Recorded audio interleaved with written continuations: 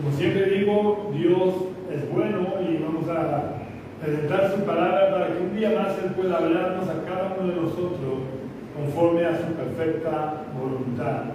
Porque Él conoce mejor que nadie nuestras necesidades íntimas y personales. Vamos a orar al Señor. Pues Dios, quiero darte muchas gracias porque hasta aquí nos has ayudado. Gracias porque tú has sido fiel, eres fiel y siempre serás fiel, pase lo que pase, Señor, tu fidelidad es incuestionable. Yo quiero pedirte, Señor, que tú me ayudes a llevar todos mis pensamientos cautivos a la obediencia a Cristo. Te pido que tú perdones mis pecados, que me limpies cada día más, Señor, para que yo pueda ser ese canal que tú puedas usar para bendecir a tu pueblo a través de tu palabra. Que tú puedas hablar a través de mí, Señor, y que tú nos des un corazón atento para oír tu voz y para obedecerte. Que no seamos oidores olvidadizos, sino que seamos hacedores de tu palabra. En el nombre de Jesús. Amén.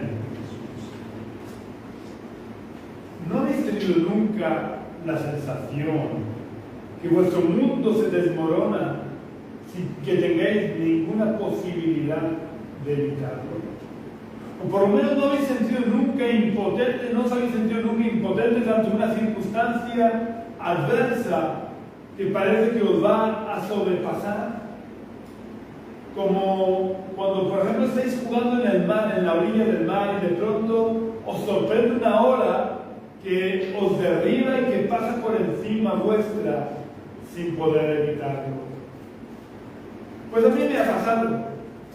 Es verdad que la mayoría de las veces han sido como el ejemplo del mar, que después de que la ola haya pasado por encima, me he podido levantar, quizás habiendo tragado un poco de agua, pero me he podido levantar y seguir con mi vida como si no hubiera pasado nada. Pues el profeta del que voy a hablar ve la ola venir, y por otros profetas sabe que la ola que está por llegar no es una simple ola, no es una ola cualquiera, sino que lo que se avecina es un tsunami que no es capaz de hacer nada para evitar que arrase a todo el pueblo de Israel. Y como profeta de Dios está acostumbrado a oír la voz de Dios, por lo que el libro del profeta Habacuc es un diálogo del profeta con Dios.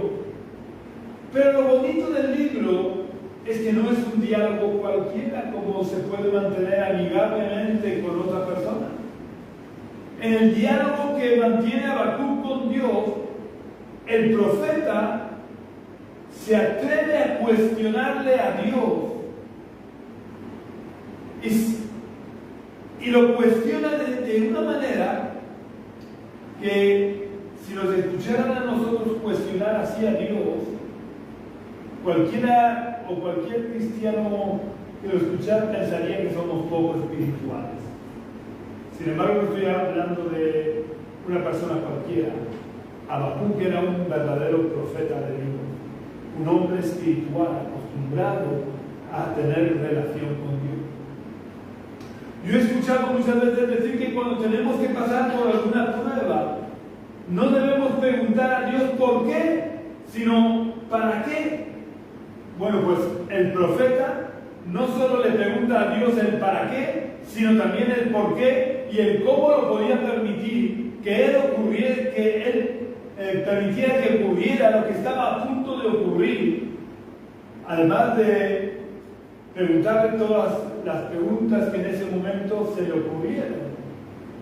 Quiero resaltar que Habacuc no se limitó a preguntarle a Dios, sino que se atrevió en ciertas ocasiones a decirle a Dios cómo debía de actuar. Habacuc era incapaz de entender y de comprender cómo Dios podía permitir la destrucción y la invasión de su pueblo por otro pueblo que era peor que él. El pecado del pueblo de Israel era la infidelidad a Dios a través de la idolatría. Pues el pueblo que lo iba a asolar e invadir era un pueblo más idólatra y más malvado y perverso que el propio pueblo de Israel. Y Habacuc era incapaz de comprender cómo Dios podía permitir eso. Porque Habacuc era un ser humano. Además, la persona culta se le considera el profeta filósofo por excelencia.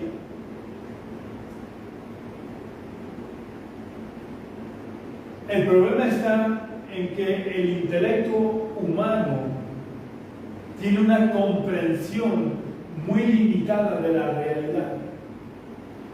Por eso el profeta no puede comprender como Dios, que es santo y justo, podía permitir que un pueblo pagano se convirtiera en el instrumento usado por Dios para castigar de una manera tan severa a su propio pueblo. Leyendo el libro del profeta sorprende la paciencia de Dios, cómo Dios no se altera por las preguntas inquisitorias que le formula Habacuc, ni se muestra molesto porque un simple mortal como era Habacuc le dijera cómo debía de actuar a él, que era un Dios 3 veces santo y justo. Es verdad que Dios no le responde como el profeta quisiera, porque no debemos de olvidar que Dios actúa siempre en base a su absoluta soberanía, sin tener que rendir cuentas a nadie, ni dar explicaciones ni justificaciones alguna por sus acciones, pero mantiene un diálogo tranquilo y sosegado con el profeta, hasta que al final el profeta se rinde a la evidencia de que Dios es Dios y él un simple mortal. Por lo que lo único que puede hacer es rendir su corazón a Dios, y finaliza con una de las mayores y más bonitas declaraciones de fe. Esta declaración de fe se encuentra en el libro del profeta Habacuc, capítulo 3, versículos 17 al 19.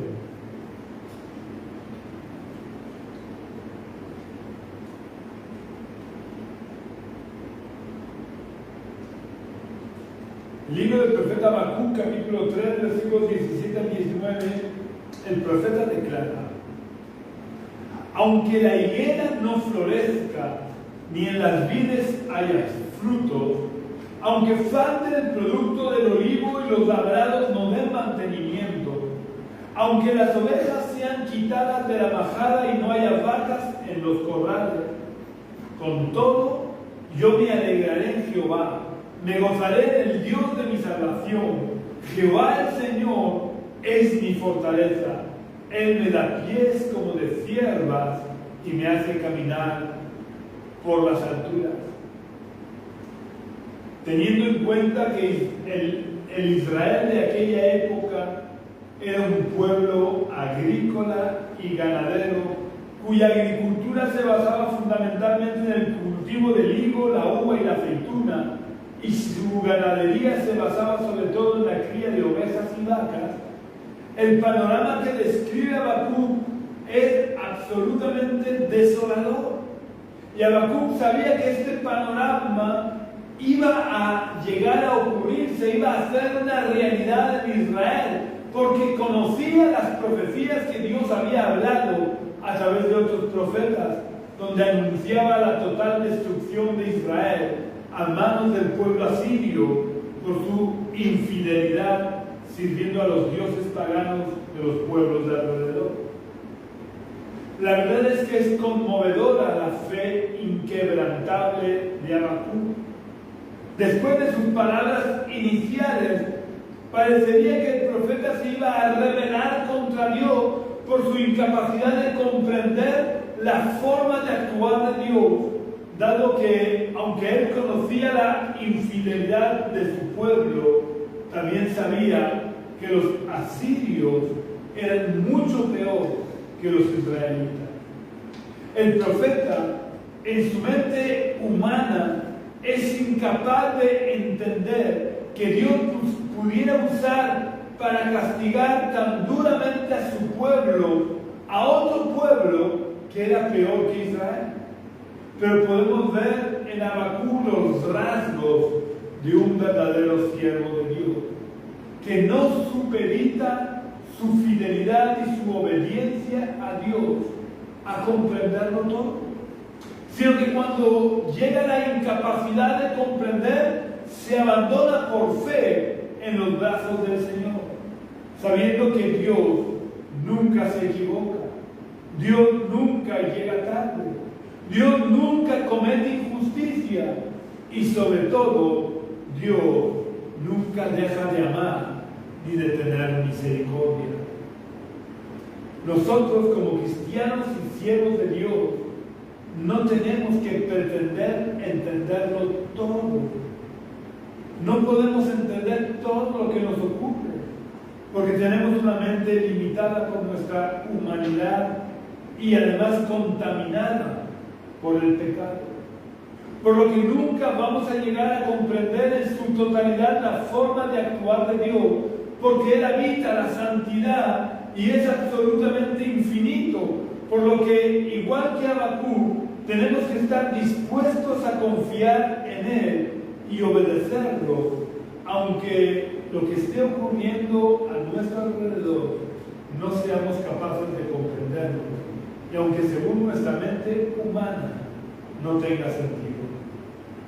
Vamos a ver lo que Moisés avisa en el libro de Deuteronomio capítulo 29 y versículo 29.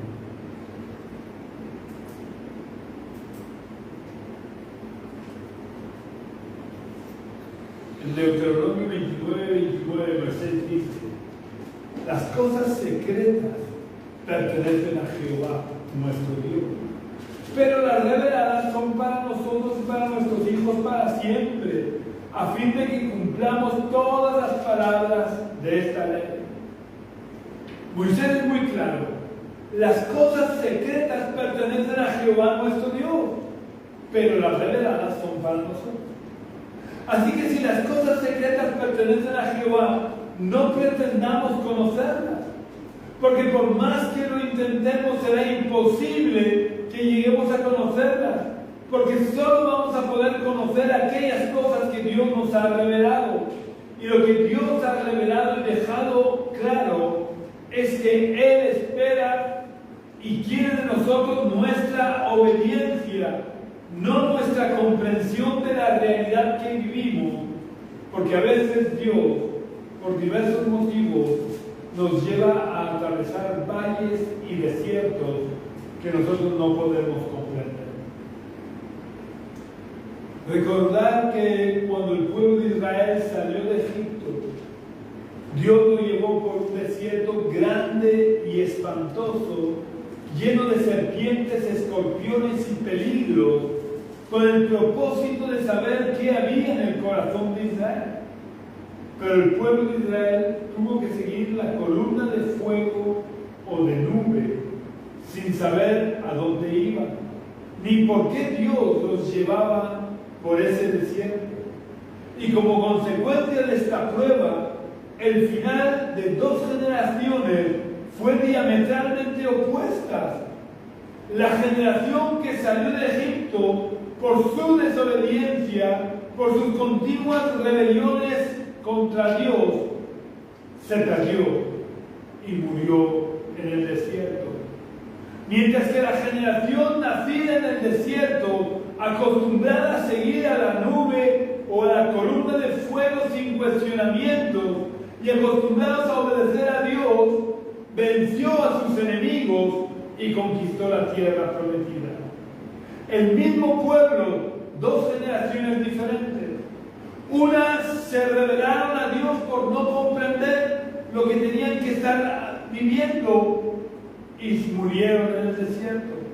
La otra generación aceptó la voluntad de Dios, siguió a Dios, obedeció a Dios y conquistó la tierra prometida. Nuestra confianza en Dios y nuestra obediencia, aun en los momentos más difíciles y comprometidos, es lo que marca la diferencia. Es lo que hace que podamos entrar en nuestra tierra prometida o que muramos en medio de nuestros desiertos. Dios quiere que entremos en nuestra tierra prometida y podamos descansar de nuestras fatigas. Pero tenemos que confiar en Dios. Tenemos que obedecerlo, aunque todo nuestro mundo se caiga a pedacitos. Aunque todo a nuestro alrededor se esté destruyendo, tenemos que tener la actitud del profeta Habacuc de mantener intacta nuestra fe en Dios y confiar en que Dios sabe lo que hace y siempre hará lo mejor para nosotros. Aunque en ese momento no podamos entender lo que nos está pasando a nosotros, ni lo que está pasando a nuestro alrededor. Marta y María, amigos de Jesús y hermanas de Lázaro, fueron como Habacuc. No entendieron la forma de actuar de Jesús cuando su hermano Lázaro enfermó de gravedad.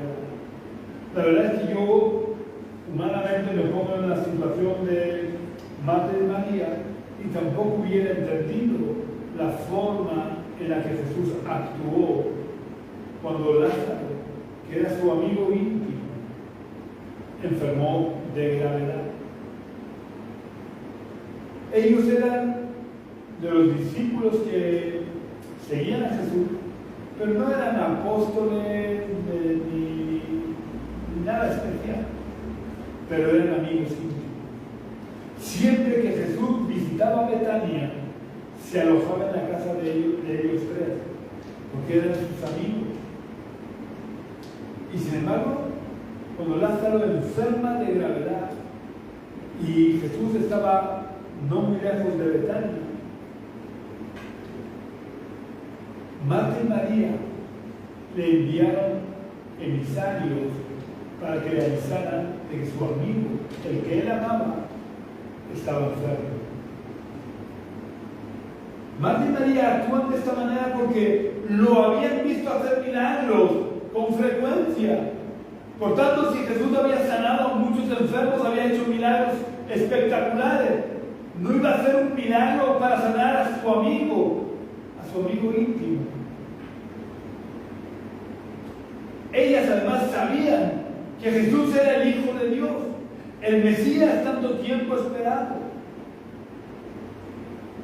Sin embargo, Jesús no acude rápido a su llamado.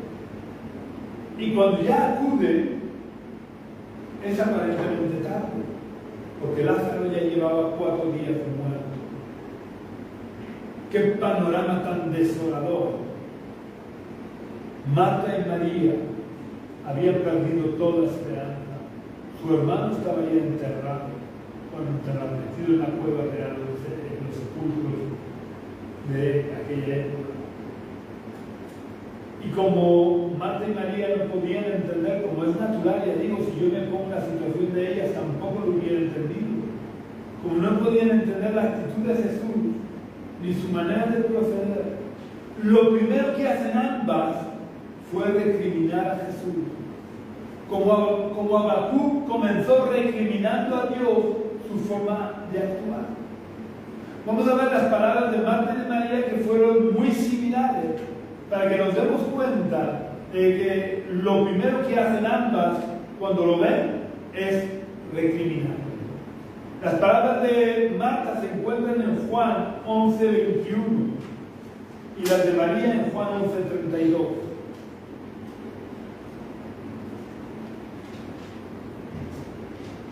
Vamos a ver primero las palabras de Marta en Juan 11:21, donde Marta dijo a Jesús: Señor, si hubieras estado aquí, mi hermano no habría muerto. Y en Juan 11:32 leemos las palabras de María muy similares, que María, cuando llegó a donde estaba Jesús, al verlo se postró a sus pies diciendo: Señor, si hubieras estado aquí, no habría muerto mi hermano. Las dos expresan su incomprensión y su recriminación a Jesús.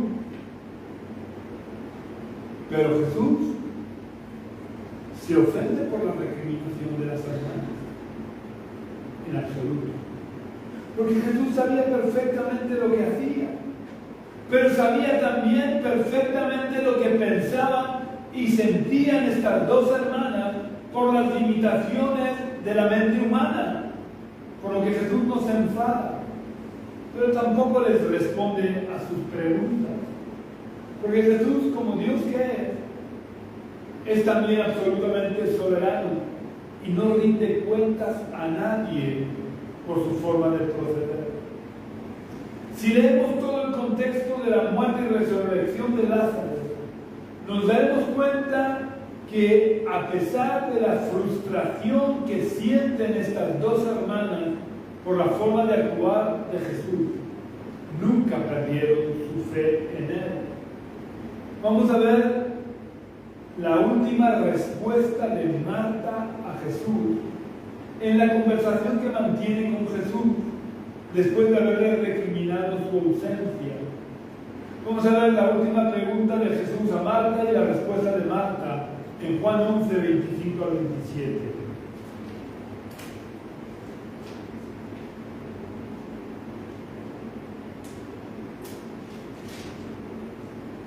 Juan 11, 25, 27, Juan lo relata. Le dijo Jesús: yo soy la resurrección y la vida. El que cree en mí, aunque esté muerto, vivirá. Y todo aquel que vive y cree en mí, no morirá eternamente. ¿Crees esto? Le dijo. Esta es la respuesta de Marta. Sí, Señor, yo he creído que tú eres el Cristo, el Hijo de Dios, que has venido al mundo. A pesar del desengaño que acaba de sufrir, Marta, al igual que el profeta Habacuc, muestra su fe inconmovible en Jesús, diciéndole a Jesús: yo he creído que tú eres el Cristo, el Hijo de Dios, que has venido al mundo. Esta es la actitud que Dios espera de cada uno de nosotros. Y mirad que no era fácil mantener la fe en la situación que acababan de vivir Marta y María. Por mucho menos se rompen amistades de toda la vida. Porque daros cuenta, si tienes un amigo que te puede sacar de un apuro y simplemente hace oídos sordos a tu demanda, eso podría provocar que rompieras tu amistad con él. Y aquí no era una demanda cualquiera, era impedir que su hermano, que eran amigos de Jesús, muriera. Y Jesús había hecho oídos sordos.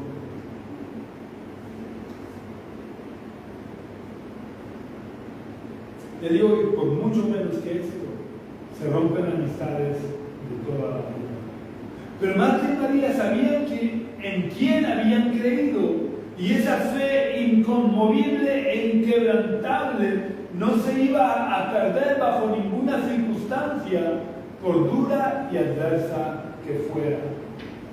Cuando creemos en Jesús, no debemos de basar nuestra fe en los milagros o en las circunstancias. Debemos de basar y fundamentar nuestra fe en la soberanía de Dios, porque Dios, en su soberanía, siempre hará lo mejor para nosotros y para su reino. Daros cuenta de que Jesús no actuó en función de lo que Marta y María creían que era lo mejor, sino que actuó de la mejor manera posible en beneficio del reino de Dios y en beneficio de toda la humanidad. ¿En qué o por qué podemos saber que Jesús actuó de la mejor manera posible en beneficio del reino de Dios? Porque sanar enfermos, muchos profetas lo habían hecho, o por lo menos algunos profetas lo habían hecho. Pero resucitar a un muerto que llevaba ya 4 días muerto era un milagro que solo el Mesías profetizado podía hacer, porque los judíos de los tiempos de Jesús pensaban que cuando alguien moría, su alma quedaba rondando el cuerpo durante 3 días, y al 4.º día el alma se marchaba definitivamente y para siempre al lugar donde pasaría la eternidad. Por eso algunos profetas pudieron resucitar a algunas personas que llevaban menos de 4 días muertos, Pero después del cuarto día era imposible, era totalmente imposible la resurrección. Por eso la resurrección de Lázaro era una señal inequívoca de que Jesús era el Mesías y de que el reino de Dios se había acercado. Pero no solo actuó en beneficio del reino, revelándose como el rey del reino de los cielos, sino que también actuó en beneficio de la humanidad, porque, aunque parece una paradoja, este fue el milagro que desencadenó su persecución final, que lo llevó a la cruz y a la resurrección, otorgando a la humanidad la salvación eterna. Te digo que parece una contradicción, una paradoja, que el mayor milagro desencadenara la mayor persecución y que al final ese milagro fuera el responsable de que acabara siendo juzgado en falso y condenado a muerte. Pero es que al quedar expuesto a los ojos de todo el mundo que Jesús era el Mesías, levantó los recelos de la clase dominante, ya que en aquella época pensaban que el Mesías sería un rey físico que establecería su reino sobre el Israel físico, por lo que todo su mundo podría tambalearse, y dada la corrupción y la perversión de la clase gobernante, tenían miedo de perder su estatus de gobernante. Es fundamental que tengamos claro que, aunque Dios no dé explicaciones ni justificación por sus actos o por su manera de actuar, como Dios es inmutable, Dios siempre va a actuar de la misma manera en beneficio del reino y en beneficio de la humanidad, lo cual puede llevarnos a situaciones como las de Habacuc o como las de Marta y de María, en la que no entendemos el proceder de Dios. Pero es que no debemos pretender entender todo, porque como vimos antes, las cosas secretas pertenecen a Jehová nuestro Dios, pero las reveladas son para nosotros. Nuestra fe no debe no debe de descansar en los milagros, sino en el Señor de los milagros, que obra milagros cuando Él en su soberana voluntad lo estima oportuno.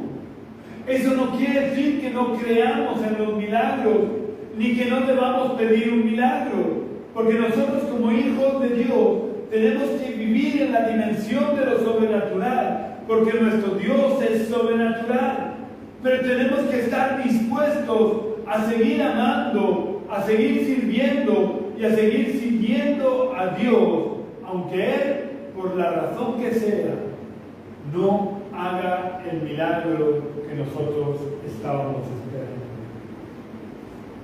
Hay veces que nada más orar, veremos la respuesta de Dios de manera inmediata y milagrosa. Pero otras veces tendremos que orar fervientemente por bastante tiempo, como la parábola de la viuda y el juez injusto. Y otras veces Dios aparentemente no responderá, o responderá de manera diferente a la esperada, como fue el caso de Pablo, que 3 veces le pidió a Dios que le quitara el aguijón, pero las 3 veces Dios le respondió que no se lo iba a quitar.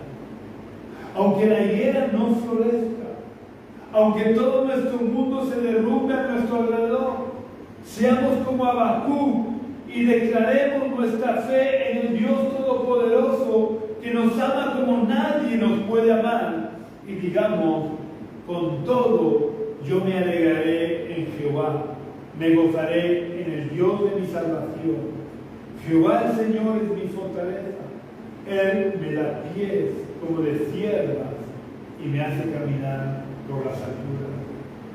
Cuando tengamos que experimentar el dolor agudo que produce la pérdida de un ser querido, sobre todo cuando la persona ha muerto por enfermedad siendo todavía joven, como lo experimentaron Marta y María, seamos capaces de declarar nuestra fe en el Dios de los milagros, como lo hizo Marta, que a pesar de tener el corazón roto por el dolor, declaró: yo he creído que tú eres el Cristo, el Hijo de Dios, que has venido al mundo. Pase lo que pase, pongamos siempre nuestros ojos en el Señor, porque Dios nunca nos prometió librarnos del fuego de la prueba. Dios nos ha prometido que estará con nosotros, a nuestro lado, en medio del fuego. Cuando todo arda a nuestro alrededor, Dios nos sostendrá en sus manos para que el fuego no nos destruya, sino que queme todas nuestras ataduras y todo lo que nos impide estar más cerca de Él. Dios permite que tengamos que pasar por el fuego de la prueba, porque el fuego no solo tiene un efecto liberador quemando nuestras ataduras, sino que tiene un efecto purificador quemando todas nuestras inmundicias. Pero estemos tranquilos, porque Dios nunca nos abandonará en medio del fuego. Dios es fuego consumidor y Dios tiene el control absoluto sobre el fuego y lo maneja como Él quiere, para que el fuego, a la corta o a la larga, nos beneficie y nos bendiga a nosotros. Podemos ver el control que Dios tiene sobre el fuego, haciendo que la zarza en la que se reveló Moisés ardiera, pero no se consumiera, siendo que la zarza es un arbusto que se consume rápidamente. O haciendo que el fuego quemara las ataduras de los 3 amigos de Daniel, que fueron echados injustamente en el horno de fuego, pero aún ni sus cabellos olieron a quemado. O cuando Israel estaba siendo perseguido por los egipcios, la columna de fuego era densas tinieblas para los egipcios y potente luz para los israelitas. Dios es Señor absoluto de todo y nos ama con amor eterno. Por eso no permitirá que el fuego nos destruya, aunque tenga que permitir que pasemos por el fuego de la prueba. Por eso pongamos nuestra fe en el Señor y mantengamos y retengamos nuestra fe, aunque la higuera no florezca. Si quieres depositar tu fe en el Señor de los milagros y vivir confiado sabiendo que Dios no permitirá que el fuego te destruya, tienes que empezar por aceptar a Jesús en tu corazón, para que Él sea el Rey y Señor de tu vida. Si de verdad deseas mantener tu fe en Dios, aunque la higuera no florezca, te invito a que repitas la oración que voy a hacer, invitando a Jesús a entrar en tu corazón. Cerremos por unos momentos nuestros ojos. Vamos a orar. Señor, yo quiero pedirte perdón por mis pecados, quiero pedirte perdón por haber vivido de espaldas a tu voluntad. Te pido perdón por tantas veces que he desconfiado de ti, por tantas veces que he dudado de ti. Te pido, Señor, que tú me ayudes a confiar en ti, aunque la higuera no florezca, aunque todo sea destruido, aunque no obres los milagros que yo espero que obres. Yo te pido que me ayudes a confiar en ti. Te pido que de verdad habites en mi corazón. Yo te abro la puerta de mi corazón de par en par, para que tú seas el Rey, el Señor de mi vida, y tú puedas gobernar mi vida desde hoy y para siempre. Yo te pido que me ayudes a confiar en ti, sabiendo que nadie me va a amar como tú me amas. Gracias por haber enviado a tu Hijo a morir en la cruz por mí. Gracias por todo. En el nombre de Jesús. Amén. Si has hecho la oración, no dejes de buscar una iglesia donde se predique de verdad el Evangelio y no tradiciones humanas, y te puedas unir a ellos, porque todos somos miembros del cuerpo llamado iglesia, y los miembros del cuerpo no podemos vivir aislados como llaneros solitarios. Y si no has hecho la oración, yo quiero pedirte que no dejes de hacer la oración. Acepta a Jesús en tu corazón. Arrepiéntete de tus pecados, deja que Jesús reine en tu corazón. Esa es la mejor decisión que puedes tomar en la vida, porque trasciende esta vida y te va a llevar a la vida eterna. Si quieres dejarlo para mañana, tal vez mañana sea demasiado tarde. Muy importante también es que compartas este culto en tus redes sociales para que el Evangelio pueda ir extendiéndose lo más posible. Ya sabéis que si queréis contactar con nosotros o visitarnos y compartir el culto de forma presencial con nosotros, podéis venir a la calle Río Júcar, número 19, bajo del barrio de los Dolores de Cartagena. Este lugar es el lugar donde tenemos nuestras reuniones presenciales los domingos a las 11 de la mañana. Si queréis visitarnos, seréis muy bienvenidos, aunque estos 2 próximos domingos no tendremos culto presencial aquí.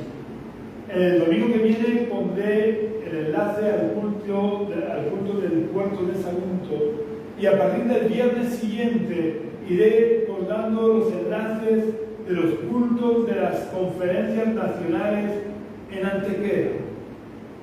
Si deseáis visitarnos y compartir presencialmente con nosotros el próximo culto presencial será el domingo 7 de septiembre a las 11 de la mañana. Si quieres visitarnos, serás muy bienvenido. También puedes contactar conmigo a través del teléfono que figura en esta página de Facebook de la Iglesia Génesis, o puedes visitar nuestra web iglesiagenesis.jinglofree.com. Deletreado, Iglesia Génesis escribe tal cual suena. Jinglofree se deletrea JIMDOFREE.com. Un abrazo muy fuerte y que Dios te bendiga grandemente